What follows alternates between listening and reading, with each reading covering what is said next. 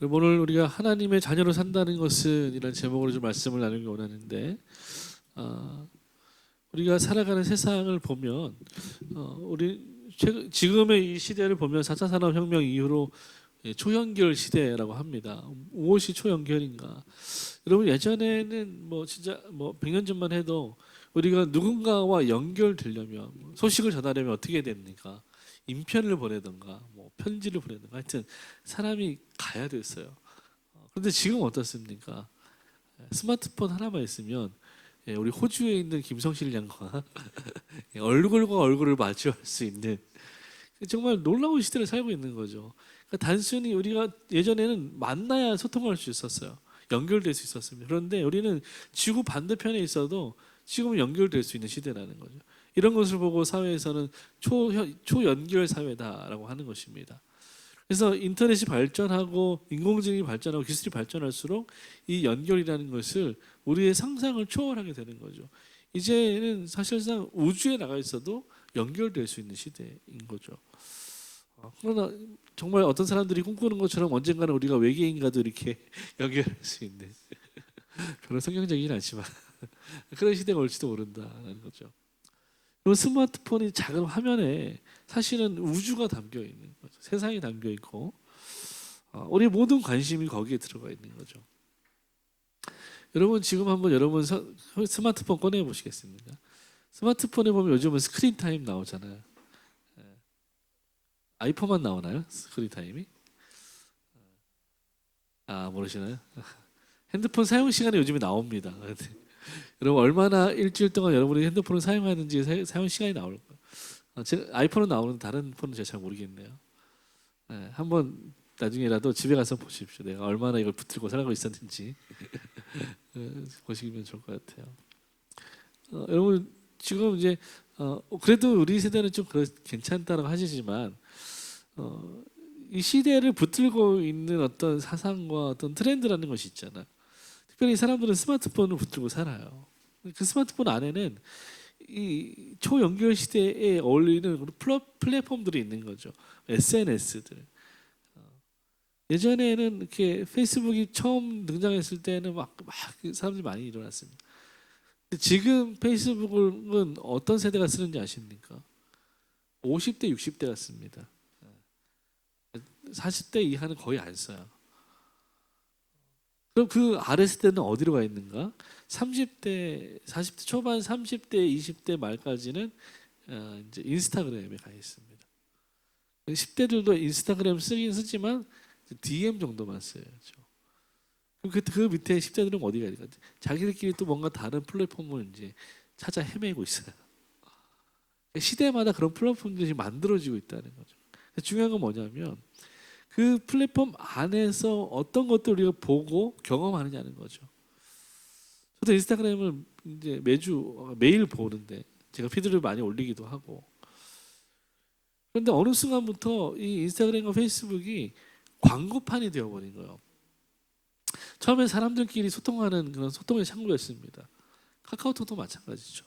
처음에는 연락을 주고받는 메신저였어요. 근데 어느 순간 이게 쇼핑도 되고 돈도 보내고 은행도 되고 선물도 보내고 그러더니 광고가 막 들어오기 시작하고 인스타그램 보고 있으면 페이스북 보고 있으면 뭔가 이것이 당신에게 잘 어울리고 이 선택이 더 멋지다. 당신은 이것이 있어야 행복하다. 막 이런 게 막 나오는 거야.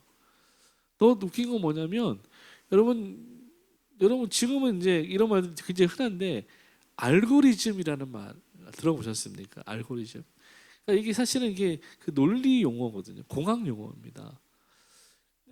예를 들어 이런 거 내가 쿠팡에서 뭔가 그 떡볶이를 사려고 봤어요. 그 다음에 좀 뭐 장바구니 담아놓고 나서 인스타그램을 열어봤는데 인스타그램 광고에 떡볶이 광고가 뜨는 겁니다. 이 뭐야? 이렇게 딱 유튜브를 보려 유튜브를 쫙 틀었는데 유튜브에 쇼폼으로 떡볶이가 나오는 거야.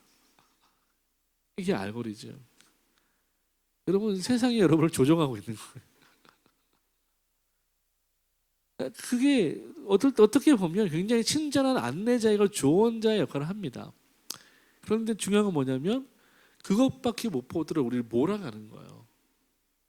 여러분 경주마를 보시면 경마장 가보신 적 있는지 모르겠는데 경주마들은요 눈앞을 이렇게 가려놨습니다.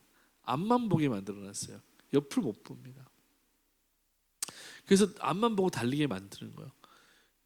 지금 우리 사회가 이 사회 SNS나 어떤 스마트폰이 우리에게 그런 구속의 기능을 하고 있다는 것입니다. 그리고 그 안에서 희노애락을 느끼게 하는 것이죠.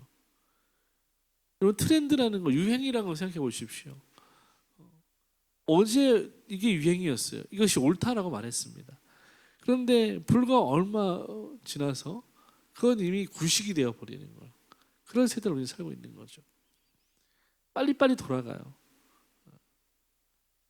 요즘 시대 아이들은 또 오히려 저희가 자라온 8, 90년대 자라왔던 그 아날로그와 디지털이 좀 전환되는 그 약간 되게 막 이상한 뭐라고 좀 어설픈 디지털이 있거든요. 요즘 10대들은 그걸 너무 좋아한다는 거예요. 그때 그 감성을 너무 좋아한다는 거예요.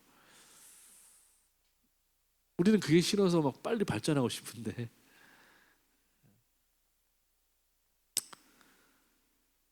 여러분 이런 빨리빨리 변화되는 이 시대 가운데 무엇이 선이고 무엇이 악인지 구별하기 어려운 시대에 그것들이 우리를 바꾸어 놓는 세상을 살고 있는데 그러면 그 속에서 우리는 어떻게 살아야 될 것인가? 무엇을 추구하고 살아가야 될 것인가? 고민해야 된다는 것이죠. 여러분 생각하지 않으면 그냥 흘러가는 대로 그 흐름에 맡겨지게 되는 것이죠. 우리 특별히 그리스도인이라는 정체성을 가지고 우리는 이 시대의 이런 흐름 속에서 어떻게 살아가야 되는지, 어떤 삶의 태도를 취해야 되는지 생각해야 되는 것입니다. 질문해야 되는 것입니다. 우리는 누구이고 무엇을 위해 살고 있는가? 질문해야 되는 것입니다. 여러분 언제 이런 질문들을 해보셨습니까? 가장 마지막으로 이 질문을 스스로에게 해본 적이 언제이십니까? 오늘 요한복음에 보면 12장 12절 13절에 두 가지의 메시지를 던지시는 하나님께서 첫 번째 메시지는 뭐냐면 우리가 누구인가에 대해서 던지는 거죠. 너희는 나의 자녀다. 우리가 하나님의 자녀라는 정체성 던지시는 거죠. 하나님의 선언입니다. 또 하나는 뭐냐면 내가 너희의 아버지다. 이 두 가지 정체성을 가치를 하나님께서 선언하시는 것입니다.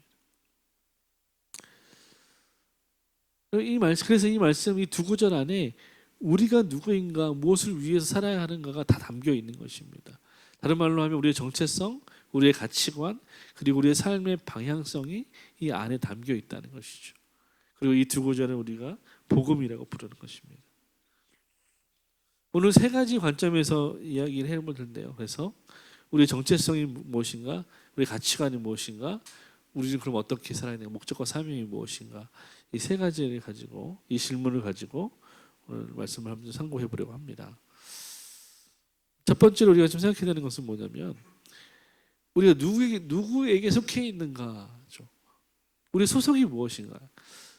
이게 왜 중요합니까? 이 질문은 우리의 정체성을 묻는 질문입니다. 우리는 하나님으로부터 난 자녀라는 거죠. 아주 쉽게 생각하면 그런 거죠. 우리가 거듭난다는 것은 여기 영접하는 자 그 이름을 믿는 자들에게 하나님의 자녀가 되는 권세를 주신다고 말씀하셨잖아요. 근데 여기 권세라는 말은 어떤 능력, 뭐 이게 권세라는 말이 사실 우리가 한국 사람이 생각하는 권세는 어떤 거예요? 뭐 좀 나대는 거잖아요. 알량한 힘 갖고 좀 나대는 걸 권세라고 하는데 권위, 힘을 의미하는데 사실 이 성경에서 말하는 이 권세라는 말 그런 뜻은 아닙니다.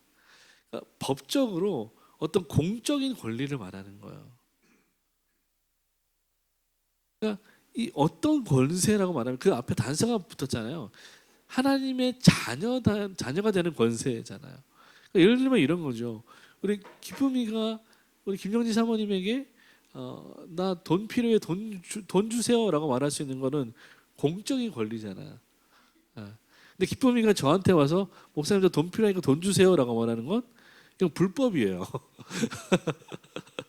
공적인 권리가 아니죠. 왜 그렇습니까? 법적으로 우리는 남이기 때문에요. 법적으로 기쁨이가 당당하게 나 돈 필요하다고 달라고 할 수 있는 권리는 누구에게 있습니까? 그 부모님이나 언니 오빠에게 그렇게 할 수 있죠. 법적으로 공적으로 권리가 있어요. 그래서 기쁨이가 아무것도 안 하지만 여태까지 잘 먹고 살고 했지 않습니까? 그래? 지금 열심히 아르바이트해서 갖고 있지만 그게 권리라는 거예요. 자녀의 권리. 이 권리를 우리말 성경에서 권세라고 표현한 것입니다. 그러니까 조금 뉘앙스가 다른 번역이죠. 권리입니다. 권리. 공적인 권리, 법적인 권리. 그래서 제가 어느 날 그 사모님 집에 벌써 벌컥 문을 열고 들어가는. 그래서 제가 막 그 거실 한 가운데 누워 있다고 생각해 보십시오. 미쳤나 그럴 거 아니에요. 왜 저러나. 여러분 제가 그럴 권리가 있습니까 없습니까? 없죠. 반대로 기쁨이가 저희 집에 벌컥 열고 들어가고 예, 그 거실에 누워 있다고 생각해 보십시오. 심지어 저희 침대에 누워 있다고 생각해 보십시오. 이상한 거잖아요. 왜 이상합니까? 그럴 권리가 법적으로 없죠. 예, 신고할 거예요. 예, 그 권리를 말하는 것입니다. 권세라는 건 하나님의 자녀로서 법적으로 공적인 권리가 생겼다는 것입니다. 어떻게 할 때요? 우리가 예수의 이름을 믿을 때. 하나님이 우리가 예수의 이름을 믿을 때 그 법적인 권리를 주신다는 거예요. 그래서 우리를 양자 삼으신다는 거예요. 양자로 입적하신다는 말씀이라는 거죠. 더 놀라운 것은 13절에 있는데 이 하나님께서 우리를 당신의 양자로 입적하시는데 이것은 혈통이나 육정이나 사람의 뜻으로 되지 않는다라고 말하는 거예요. 이게 중요합니다. 여러분 보통 우리가 입양한다라고 할 때 어떻게 합니까? 우리가 입양 기관을 찾아가서 이렇게 참 이게 용어가 좀 그렇지만 이게 선택하는 거죠. 선택하는 거야. 사람이 자기 뜻으로 선택하는 거야. 아니면 육체적인 정말 자녀의 경우에는 혈통으로 내 피를 이어서 태어날 때 말하는 거죠. 혈통으로 내 자손으로 태어나든 어떤 아이를 내가 선택해서 양자로 입적을 하든 그것은 사람의 뜻이 개입이 된다는 것입니다. 사람의 뜻이 개입이 된다는 거. 부모 자식의 관계가 맺어질 때 우리가 어떤 이 인간관계를 맺어갈 때 사람의 뜻이 반드시 개입된다는 거예요. 그런데 하나님의 자녀가 되는 이 관계를 맺어갈 때에는 사람의 뜻이 개입되지 않는다는 것이 이것이 중요한 사실입니다. 우리의 뜻이 개입되지 않아요. 우리의 뜻이 개입되지 않습니다. 여러분 그래서 하나님의 자녀 되는 것이 전적으로 하나님의 은혜인 것입니다. 그리고 이것은 오직 하나님께로부터 오는 은혜입니다. 다시 말하면 우리가 하나님의 자녀가 된다는 것은 다른 말로 하면 구원받는다는 말이잖아요. 우리가 예수의 이름으로 구원받는다는 것은 전적으로 하나님의 은혜라는 말입니다. 그리고 이 구원은 다른 말로 하면 오늘 요한복음의 표현으로 하면 영적인 출생이고요. 거듭남입니다. 이것은 전적으로 하나님의 은혜, 하나님이 하시는 일이라는 거예요. 인간의 뜻이 개입되지 않는다는 것입니다. 그것으로 바뀌지 않는다는 거예요. 우리가 하나님 아버지를 선택할 수 없다는 것입니다. 하나님이 우리를 선택하신 것입니다. 이것이 신학에서 말하는 에베소서에서 말하는 예정하심입니다. 여러분 작정 예정 머리 아프시죠? 계속 이제 공부해 나갈 텐데. 다시 말해서 여기에는 하나님의 자녀가 되는 것에는 우리의 공로가 들어가지 않는다는 거예요. 그래서 여러분 사람은요 내가 내 몸으로 낳은 자녀가 있고 이렇게 입양한 아이가 있다고 할 때 두 아이를 보고 심지어 내가 낳은 두 아이라고 할지라도 사람은 편애가 있습니다. 아주 공평무사하게 모든 아이들을 똑같은 양만큼 사랑할 수는 없어요. 우리 부모님들 그런 말씀 많이 하시잖아요. 10손가락 깨물어서 안 아픈 손가락이 없다라고 말씀하십니다. 근데 일부러 덜 깨무는 손가락은 있어요.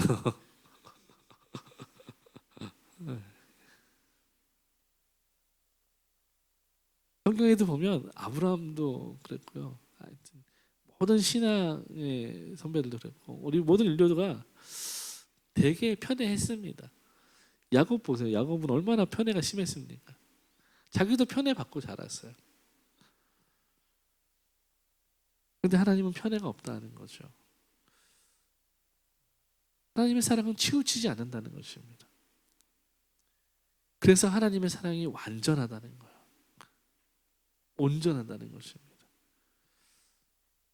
하나님이 만약에 편애하셨다면 저와 여러분은 예수님으로 인해서 구원받을 수 없겠죠. 당신이 독생자를 십자가에 어떻게 내줄 수 있겠어요? 편애하신다면. 그럴 수 없죠.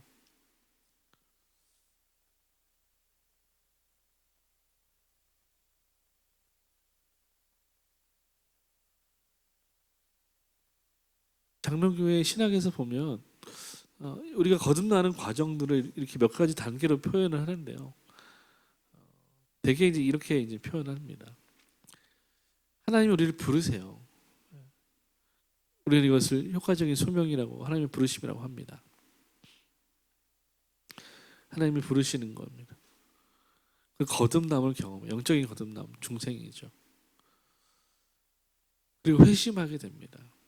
이때 이제 믿음과 회개가 일어나는 것이죠. 그리고 하나님이 의롭다 해주시는 거예요. 그 다음에 하나님의 자녀고 자녀로 입적되는 것입니다. 그리고 천국에 갈 때까지 우리가 계속해서 거룩해진 성화의 과정을 경험하는 것입니다. 이게 장로교에서 말하는 구원의 서정이라고 합니다. 물론 이것이 뭐 정확하게 이렇게 순서대로 간다, 무조건 그렇다, 무조건이라고 말하지는 않습니다. 성경에 쓰다 보니까 대개 하나님이 이런 순서와 단계로 구원을 이루어 가시더라라고 대략적으로 우리가 교리적으로 만들어 놓은 것입니다. 이런 흐름이 있다는 것을 그냥 알고만 계시면 돼요. 이런 개념들이 있다는 것이죠. 하나님이 한 사람을 구원으로 부르세요. 그리고 그 사람에게 성령께서 임재하셔서 믿음을 부어 주십니다. 그리고 그 사람이 내가 예수님 그 이름 믿습니다라고 고백하고 거듭나게 되죠. 그것을 회심이라고 합니다. 그렇게 되면 하나님께서 그 사람 너는 이제 의롭다라고 말씀해 주시는 거예요. 그렇기 때문에 너는 의로워졌기 때문에 이제 내 자녀가 되었다라고 선언해 주시는 거죠. 그러면 우리는 그 거룩함, 하나님의 자녀됨의 권세를 가지고 권리를 가지고 이 땅에서 천국에서 영원히 살게 되는 것이죠. 여러분 이게 어떤 단기나 시간적인 순서가 아니라는 것을 알고 계시고요. 이게 한순간에 일어날 수도 있고 점진적으로 일어날 수도 있습니다. 그러나 이런 개념이 있다는 것만 알고 계시고요. 우리가 오늘 집중해야 될 것은 뭐냐면 이 하나님 우리를 양자로 삼으셨다는 거예요. 하나님의 자녀 된다는 것은 하나님이 우리를 법적인 신분으로 변화시켜 주셨다는 것입니다. 성경에 의하면 우리의 법적인 신분은 무엇입니까? 원래는 죄인이죠. 네. 태어날 때부터 하나님 자녀 아닙니다. 원래는 죄인이었어요. 그런데 우리가 어떻게 되었습니까? 그분의 자녀로 거듭나게 되었죠. 네, 예수님 통해서 거듭나게 된 거죠. 그래서 웨스트민스터 신앙고백서에 보면 이렇게 고백합니다. 제가 읽어드릴게요. 하나님께서는 그분의 값없이 주시는 은혜와 사랑으로 예수 그리스도 안에서 의롭다 하심을 받은 자들을 자녀로 받아들이사 그들에게 하나님의 자녀라 일컬음을 받을 특권과 표를 주셨다. 이렇게 얘기합니다. 칼빈은 그래서 이 특권을 뭐라고 말하냐면 칭의의 열매이자 성도의 전 생애를 지배하는 은혜로운 지위라고 말합니다. 하나님이 우리에게 자녀가 되는 권리를 주셨는데 그것이 관계적인 특권이라는 거예요. 어떤 관계적인 특권입니까? 우리가 아까 찬양한 것처럼 하나님을 아버지라고 부를 수 있는 관계의 특권인 거예요. 그래서 우리가 하나님으로부터 출생하진 않았지만 하나님의 집에 문을 벌컥 열고 들어가서 거실에 대자로 누워도 하나님이 뭐라 하지 않으시는 거예요. 왔구나 오히려 맞아주시는 거죠. 그럴 수 있는 권리가 생겼다는 거예요. 여러분이 주중에 교회에 오셔서 사무실에 앉아서 컴퓨터를 쓰고 프린터를 하고 교회에서 기도를 하시고 찬양을 하고 심지어 여기서 대자로 누워서 주무신다고 해도 아무도 여러분에게 뭐라 할 사람이 없습니다. 왜 그렇습니까? 여기가 하나님의 집이기 때문이고 여러분이 하나님의 자녀이기 때문이죠. 여러분이 살고 있는 그 집이 또 집이지만 여기도 여러분의 집인 것입니다. 영적인 가족이죠. 그래서 여러분 이 교회를 돌보는 것이 우리 모두의 책임이라는 것입니다. 여러분이 집이에요.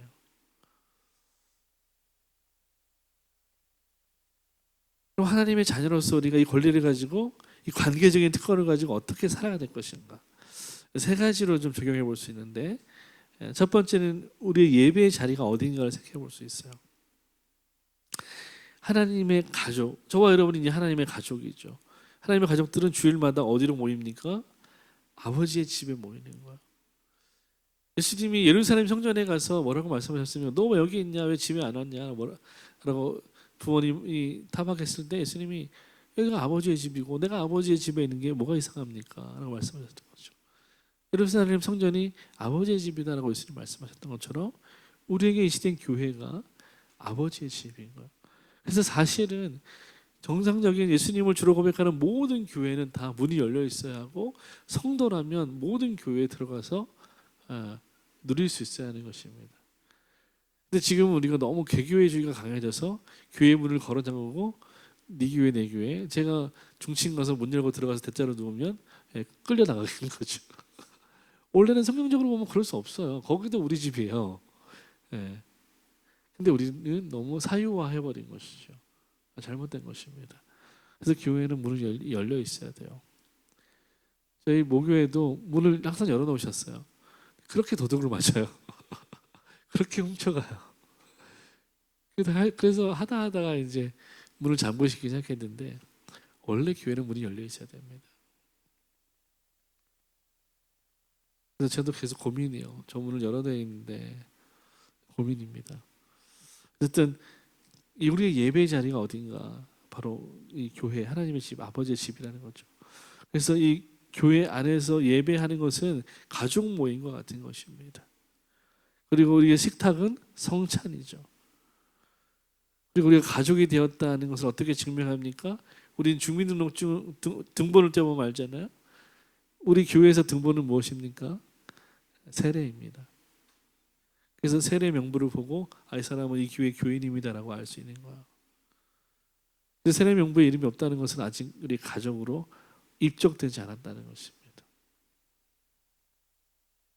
두 번째 관계의 자리가 있습니다. 교회 안에서 우리는 서로를 형제와 자매라고 부릅니다. 여러분 이 세상에서 누가 형제 자매라고 부를 수 있습니까? 우리가 뭐 식당에 가서 이모님 하는 거 이런 거 말고 진짜로 내가 형제 자매라고 부를 수 있는 관계는 어떤 관계입니까? 그렇죠. 한부모님 안에서 피를 나눈 가족이잖아요. 근데 우리가 교회 안에서 형제님 자매님이라고 불러요. 그럼 이게 무슨 말입니까? 우리가 피를 나눈 관계라는 것입니다. 누구의 피입니까? 예수님의 피이죠. 우리가 예수의 피로 묶인 가족이라는 것입니다. 이것을 사도 바울은 다른 말로 표현하는데 성령의 띠로 하나 되었다라고 말합니다. 우리는 예수의 피로 혈연으로 묶인 가족들이라는 말입니다. 그래서 우리는 형제요 자매라고 부를 수 있는 거예요. 세 번째, 하나님은 우리를 거룩의 자리로 부르셨어요. 무슨 말이냐면 우리는 나 자신을 위해서 사는 것이 아니라 아버지의 명예를 위해 사는 자리로 우리가 부르심을 받았다는 것입니다. 자녀라면 아버지의 거룩한 삶을 드러내며 살아야 한다는 것입니다. 그래서 예수님 뭐라고 말씀하셨습니까? 내가 거룩하니 너희도 거룩하라 하신 말씀을 지키라고 말씀하셨어요. 너희가 바리새인처럼 거룩하지 않으면 안 된다라고 말씀하셨습니다. 무슨 말입니까? 우리는 그 하나님의 명예와 거룩을 추구해야 될 삶이 있는 것이죠. 부르심이 있는 것입니다.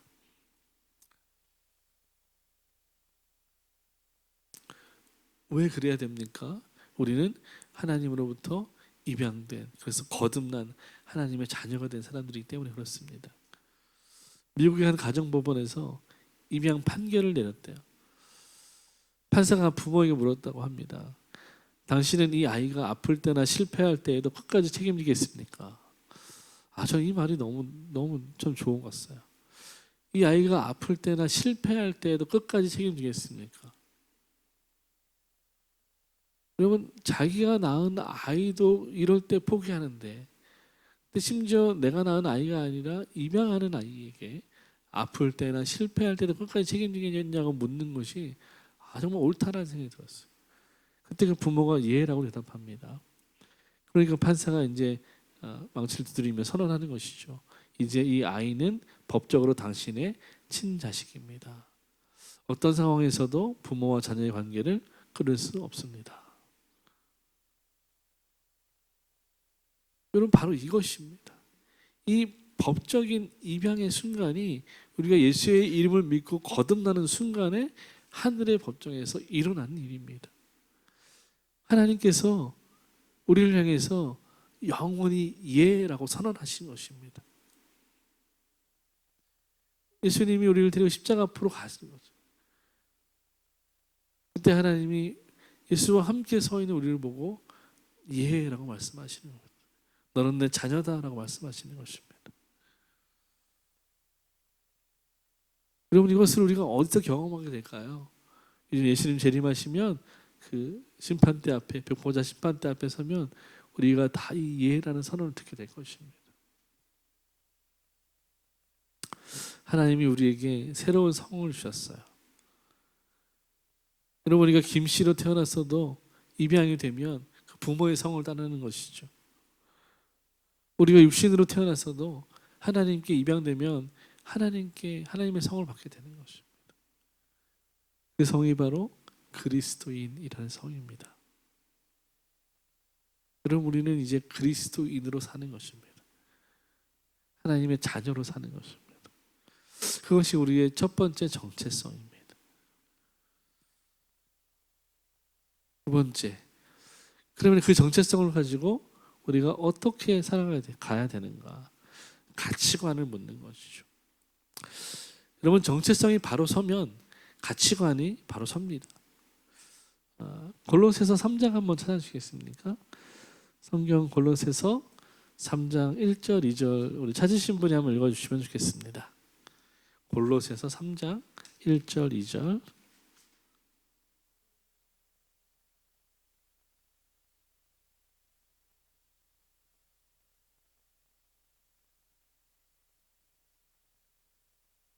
아멘. 네, 감사합니다.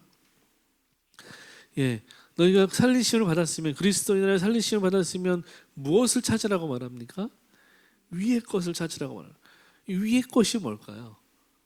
위의 것이 뭘까요? 뭐 높이 있는 겁니까? 찬장에 있는 겁니까? 위의 것 하면 막연하잖아요. 이 위의 것이라는 것은 하나님의 말씀을 의미하는 것입니다. 하나님의 말씀으로 대표되는 하나님의 법을 말하는 것입니다. 다시 말해서 우리의 가치관은 이 땅에 있지 않고 하늘에 있다는 것입니다. 하늘의 가치관을 품고 살라는 것입니다. 다시 말해서 하나님의 법대로 살려고 노력하라는 것입니다. 그것이 우리가 부르심 받은 청지기적인 삶이라는 것이죠. 여러분, 율법이라는 것을 대표적으로 생각해 볼 때, 율법이라고 하면 대표적으로 10계명을 말하지 않습니까? 여러분, 1계명이 뭡니까? 1계명 외우십니까, 여러분? 요즘 잘 안 외워서 많이 잊어버리는데, 저도 잘 잊어버리는데, 네, 나 외에 다른 신을 섬기지 말라. 마지막 10계명은 뭘까요? 네, 저도 잘 기억이 안 나서 물어본 겁니다. 10가지 계명이 있어요. 이건 대표적인 계명입니다. 이틀 안에서 우리가 이 말씀을, 지금도 사실은 유효한 법입니다. 하나님이 유효한 법이에요. 이 율법에는 3가지 기능이 있어요. 첫 번째는 죄를 드러내고 억제하는 기능이 있습니다. 왜냐하면 이 10계명에 보면 하라는 법과 하지 말라는 법이 있어요. 그러니까 이것을 우리가 범하면 죄가 되는 것이죠. 그래서 이 제한적인 기능이 있다는 거예요. 우리가 이 십계명을 잘 기억하고 있을 때 죄를 드러내고 죄를 억제하는 기능을 합니다. 두 번째, 이 십계명은, 이 율법은 인도적인 기능이 있습니다. 인도하는 기능이 있어요. 그리스도께로 우리를 인도하는 몽학 선생이 된다는 것이죠. 우리를 그리스도께로 인도하는 거예요.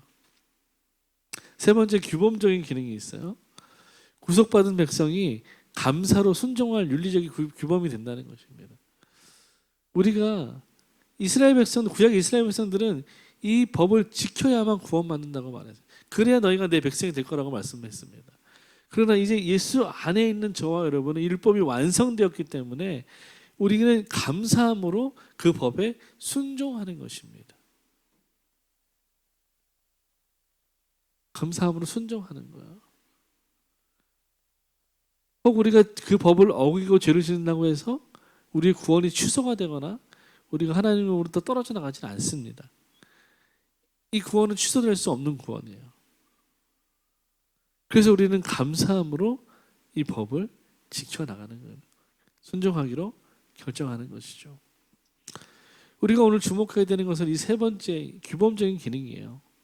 하나님의 말씀이, 이 율법, 이 십계명이 우리가 억지로 뭔가 구속돼서 지켜야 할 그런 법이 아니라 구원받은 자로서, 하나님의 자녀된 자로서 마땅히 해야 할 우리의 생활 규범이라는 것입니다. 우리의 가치관이라는 거죠.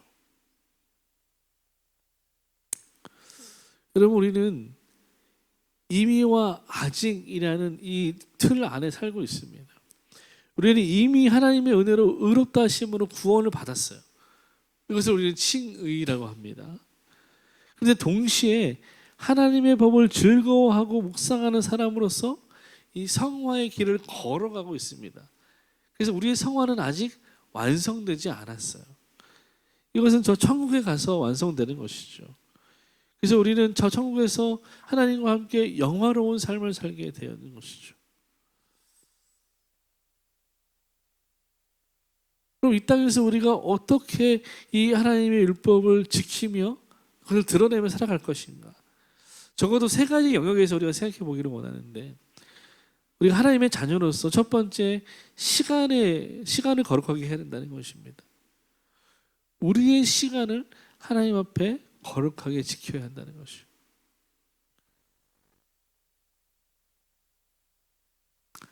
시편 90편 12절에 보면 우리 날 계수함을 가르치사 이렇게 말합니다. 또 에베소서 5장에 보면 세월을 아끼라 때가 악하다라고 말씀하십니다. 여러분, 우리는 이 시간이라는 것이 내 것이 아니라 하나님이 우리에게 허락하신 것이다라는 것을 믿어야 됩니다.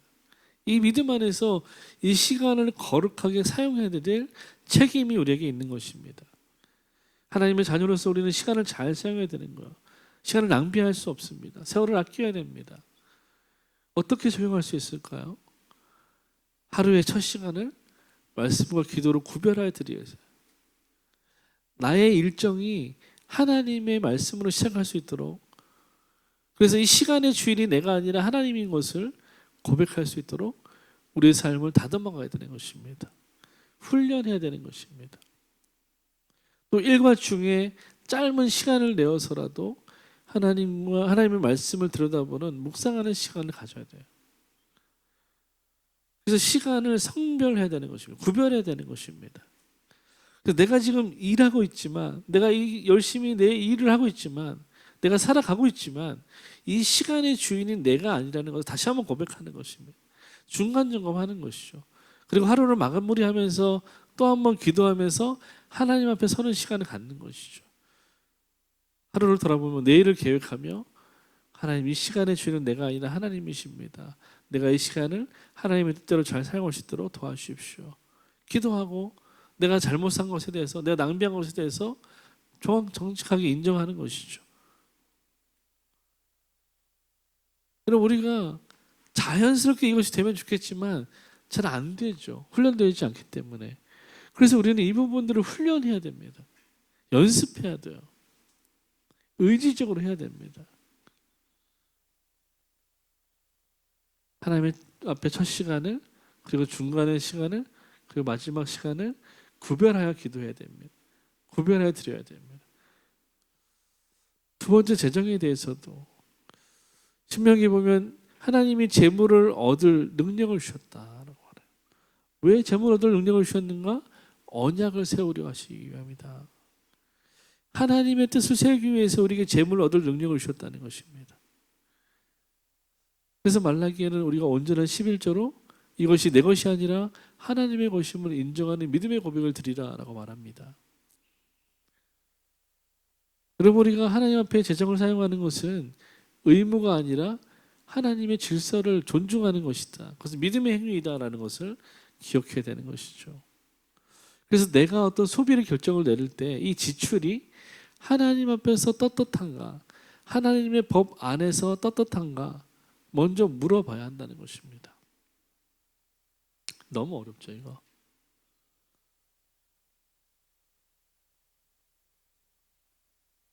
내가 열심히 했는데 그래도 나한테 이 정도 보장을 해줘야 되지 않겠나라는 그런 마음이 저도 늘 듭니다. 그래서 아내랑 가끔 그런 얘기해요.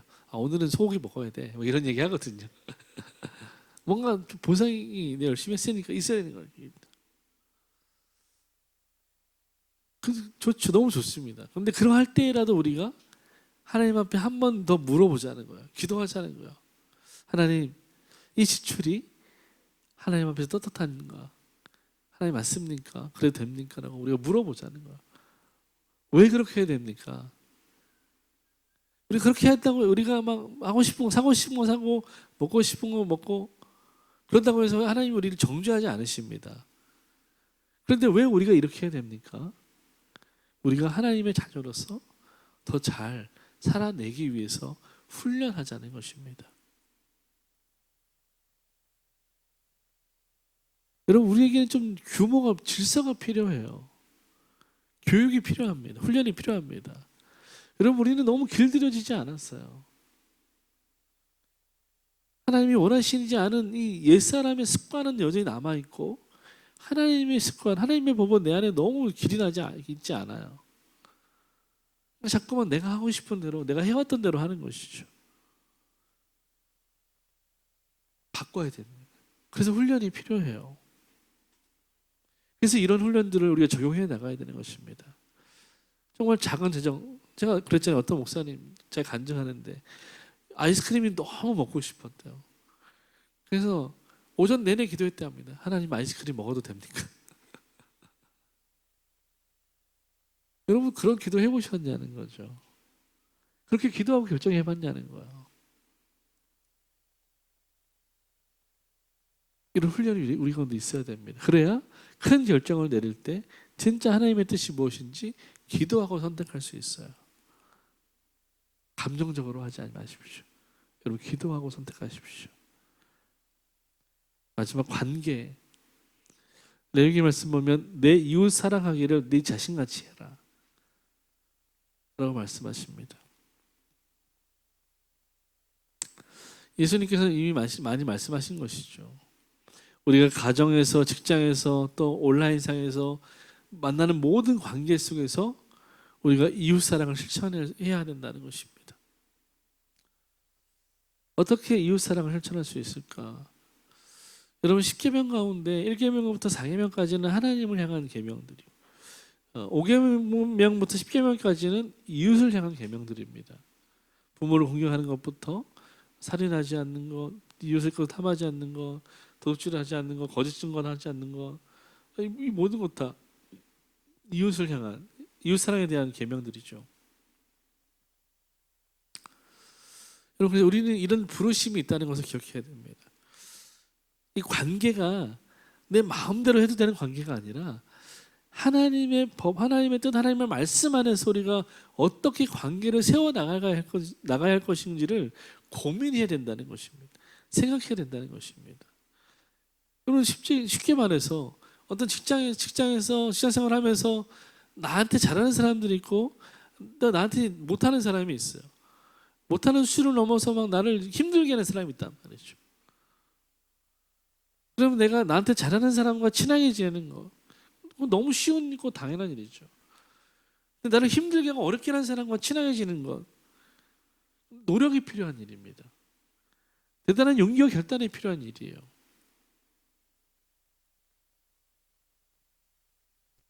여러분, 그럼 우리는 어떤 선택을 해야 됩니까? 하나님의 말씀에 의하면 우리는 어떤 선택을 해야 됩니까?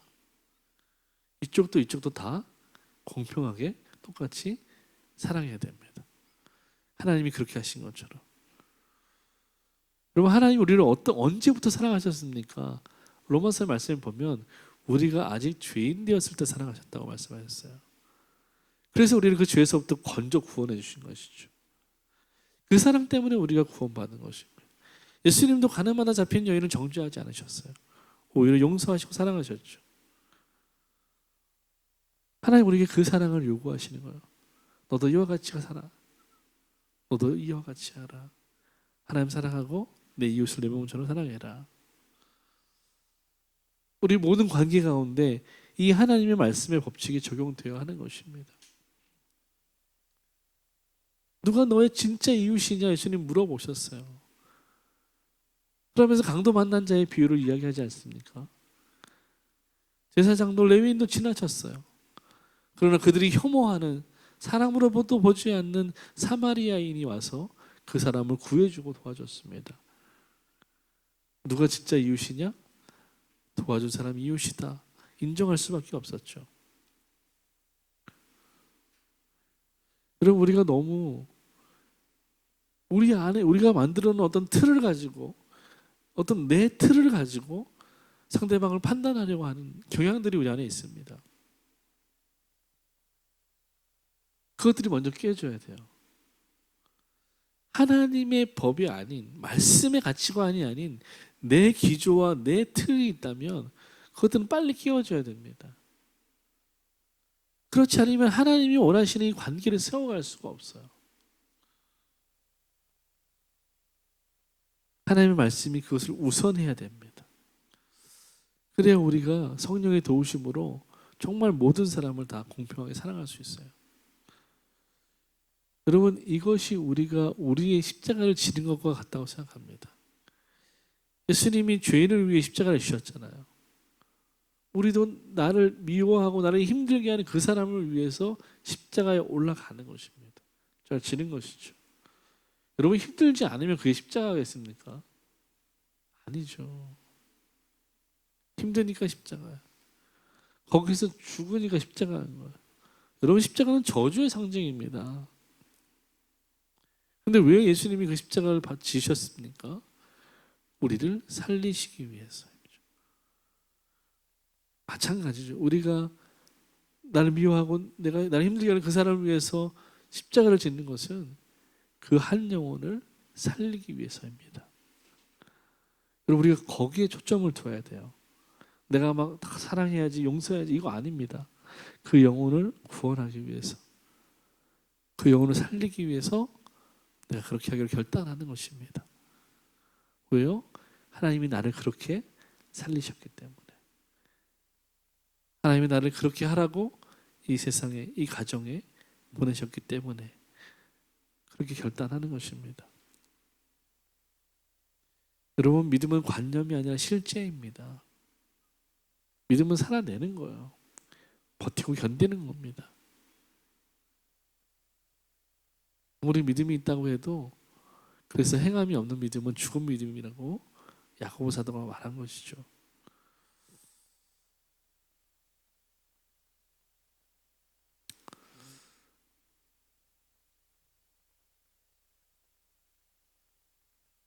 또 나가서 우리가 왜 그렇게 그러면 이렇게 힘들지만 이런 결단들을 내려야 하는가? 하나님의 말씀이 우리의 영혼을 소성케 하기 때문입니다. 우리 누가 시편 19편 한번 읽어주시겠습니까? 제가 몇 절인지 안 써요.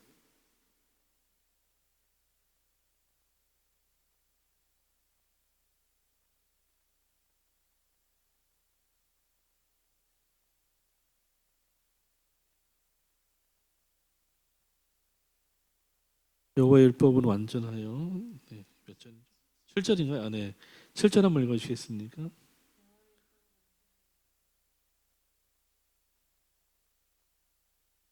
아멘. 네. 여러분, 왜 우리가 하나님의 말씀을 기뻐하고 그 말씀 순종해야 됩니까? 그 말씀이 우리를 소성케 살아나게 하기 때문에 그렇습니다. 다시 말해 우리가 그렇게 순종하며 그 말씀대로 살아낼 때 우리 영혼이 더 살아난다는 것입니다. 더 회복된다는 것입니다. 더 잘 된다는 것입니다. 그래서 우리가 그 말씀대로 살아내야 하는 것이죠. 그럼 우리는 오해해요. 말씀을 읽기만 하면 마치 음식을 먹는 것처럼 먹기만 하면 우리가 막 잘 된다고 생각합니다. 아니에요. 그 말씀 먹기만 하면 저처럼 배만 나오는 거예요. 살만 쪄요. 어떻게 소화됩니까? 먹고 움직여야죠. 말씀 먹고 소화해야 돼요. 소화하는 건 이렇게 우리가 시간과 재정과 관계를 말씀대로 순종하는 거예요. 그때 그 말씀이 우리 안에서 소화되는 것입니다. 그래서 그것이 우리의 영적인 근육과 피와 살이 되는 것이죠. 그래서 살아내야 되는 것입니다. 그렇지 않으면 머리만 커진 이상한 그리스도인 되는 거야. 말만 잘해요. 말만 많아요. 삶은 없어. 여러분 그런 사람들 우리가 얼마나 많이 봅니까? 얼마나 꼴불견이에요. 우리는 그런 사람 되지 말아야 하는 것이죠. 세 번째, 그래서 우리는 어떤 목적과 사명이 있는가? 우리의 삶의 방향성은 무엇인가?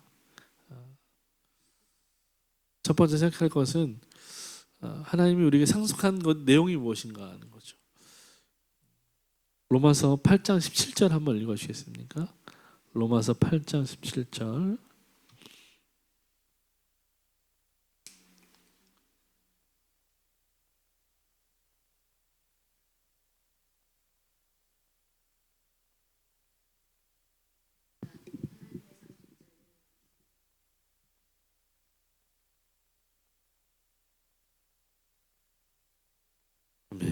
네. 우리가 하나님의 상속자가 당연하죠. 하나님의 자녀니까 하나님의 상속자가 된 것이죠. 우리는 하늘과 땅의 주인이신 하나님의 상속자가 된 것입니다. 하나님이 우리에게 상속하신 것이죠. 근데 그 상속 안에 뭐가 들어가 있습니까? 영광과 함께 고난도 들어가 있다는 것입니다. 고난이 들어가 있어요. 여러분 그래서 관계를 세우고 재정을 세우고 시간을 세우고 말씀대로 순종한다는 것은 우리에게 때로는 고난과 같을 수 있습니다. 그렇죠. 당연히 훈련은 고난이잖아요. 절제는 고난입니다. 우리 편에서 볼 때는 어려운 일이에요.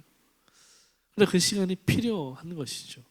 그래야 우리가 더 성숙한 자리에 나가게 되는 거죠. 상속의 최종적으로 상속이라는 것은 하나님 자신을 우리에게 주는 것이고 또 새하늘과 새 땅을 우리에게 주는 것이고 그분의 임재와 통치가 우리 가운데 임하는 것입니다. 그리고 그와 함께 우리 가운데 그것을 얻고 그것을 얻어가는 과정 가운데 우리에게 고난이 있다는 것이죠.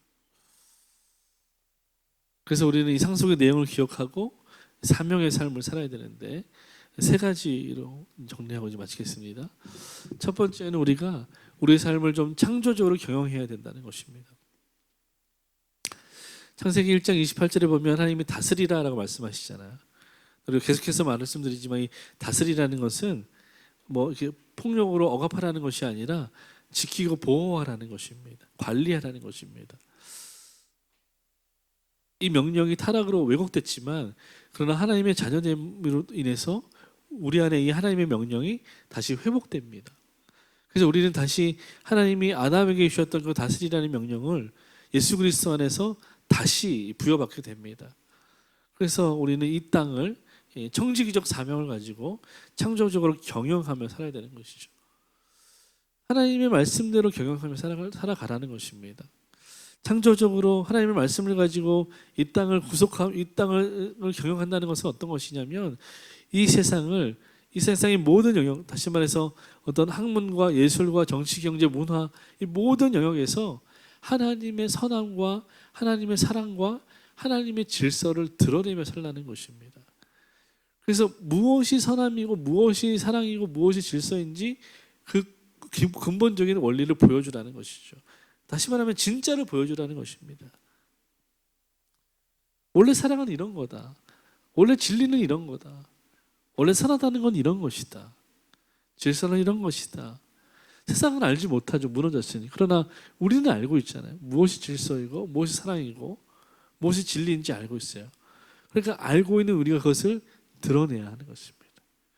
그 세상이 그것을 볼 때 하나님을 알게 되는 것이죠. 그래서 우리는 우리가 부르심 받은 그 삶의 자리에서 하나님의 선함을 드러내야 됩니다. 하나님의 말씀으로 살아가는 삶을 드러내야 되는 것이죠. 선한 영향력을 끼치는 것입니다. 두 번째, 우리의 사명은 선교적인 존재로 부르심이 있다는 것입니다. 하나님 우리를 선교사로 부르셨다는 거예요. 하나님 저와 여러분을 삶의 자리로 보내신 것은 한 사람의 선교사로 보내신 것입니다.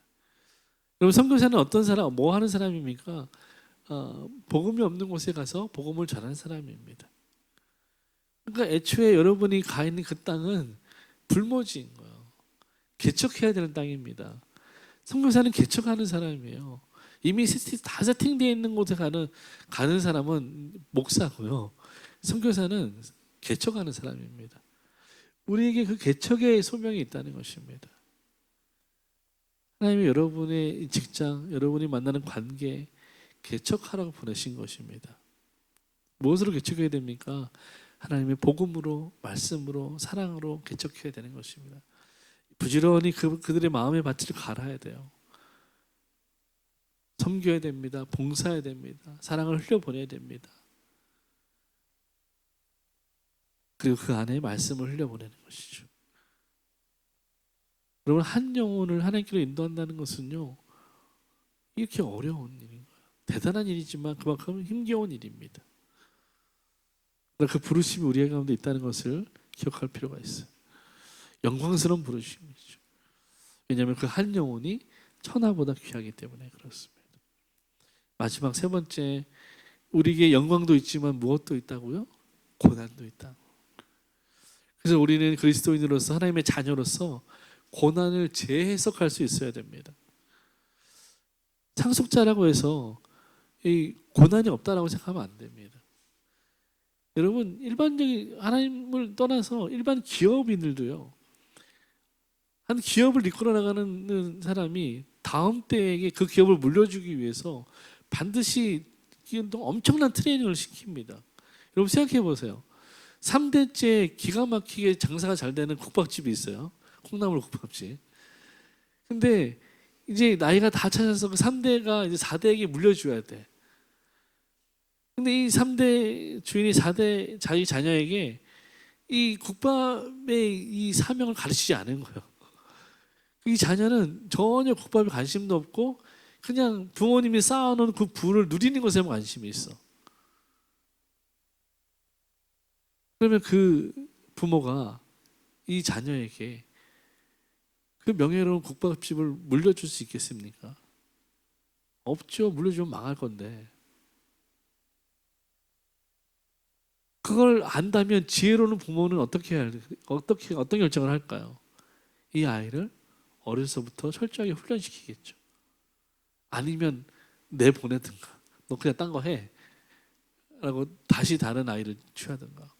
이 가업을 계속 물려줄 거라면 그 일을 받을 사람을 철저하게 트레이닝 시킬 거예요. 근데 여러분 생각해 보세요. 모든 이 세상의 트레이닝은 쉽습니까? 어렵습니까? 어려워요. 이 세상에 쉬운 트레이닝은 없습니다. 어렵습니다. 그러니까 그것이 우리 편에서 인간적으로 볼 때 그것이 고난일 수밖에 없는 거예요. 여러분 운동 해보셨잖아요. 트레이너가 옆에서 도와주잖아요. 나 잘 되라고 도와주는 거잖아요. 근데 한 번 더라고 외칠 때 얼마나 밉습니까? 얼마나 화가 나요. 네가 해라고 말하고 싶잖아요. 근데 나를 위해서 도와주는 거잖아요. 나한테 그게 고난일 수 있어요. 그렇게 느껴질 수 있어요. 그러나 그것은 영광을 위한 전주곡이다 라고 우리가 이 고난을 재해석해야 되는 것입니다. 말씀 마치겠습니다. 여러분, 우리가 세 가지를 생각해 봤는데, 첫 번째는 우리 정체성이 무엇인가, 두 번째는 가치관이 무엇인가, 세 번째는 삶의 목적이 무엇인가 살펴봤습니다. 우리가 이 하나님의 가정이라는 이 가정, 하나님의 나라라는 이 교회 그리고 가정 이 안에서 우리가 하나님의 자녀로서 자녀됨의 건설을 가지고 어떻게 살아가야 되는 것인지를 생각해 보는 것이죠. 여러분, 일반적으로 세상에서 사람들은 가정에서 효를 다하라고 말합니다. 그럼 우리가 하나님의 자녀로서 하나님께 효를 다한다는 것은 무엇일까? 바로 오늘 이 세 가지를 분명히 하는 것이죠. 나의 정체성, 나의 가치관, 나의 삶의 목적. 이 세 가지를 분명히 하는 것입니다. 우리 정체성은 무엇입니까? 나는 하나님께로부터 난 자녀다. 나의 가치관은 무엇입니까? 나는 하나님의 법을 기뻐하는 상속자다. 내 삶의 목적은 무엇입니까? 나는 아버지의 영광을 세상에 비추는 사명자다. 여러분, 이것이 우리의 정체성이고 가치관이고 목적입니다.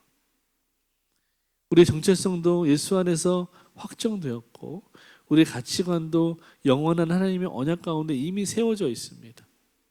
우리의 목적도 예수의 새 창조를 통해서 영원한 그 새 창조를 향해 나가고 있습니다.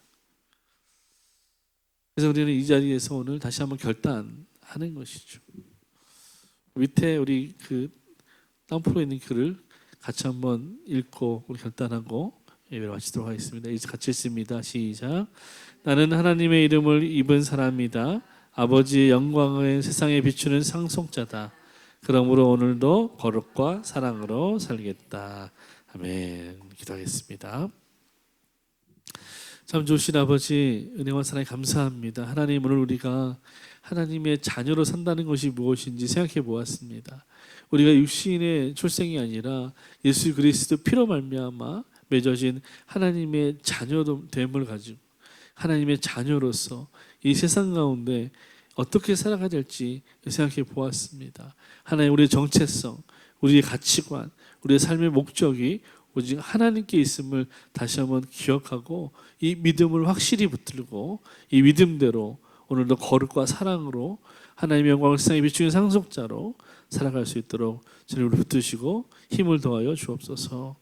지금은 우리 주 예수 그리스도의 은혜와 선하신 아버지 하나님의 사랑과 보혜사 성령의 교통하심이 가정의 달 5월에 주의 말씀 들고 세상으로 나아가 빛과 소금으로 하나님의 영광을 세상 앞에 비추는 상속자로 거룩과 사랑으로 살기로 다짐하고 결단하는 우리 모든 마가교회에 속한 주의 백성들 머리 위에 저들의 가정과 직장과 학업 위에 하시는 모든 일들 위에 그리고 이 나라와 북녘 땅과 열방 가운데 그리고 선교사님들 가운데 이제부터 영원까지 함께 있을지어다. 아멘.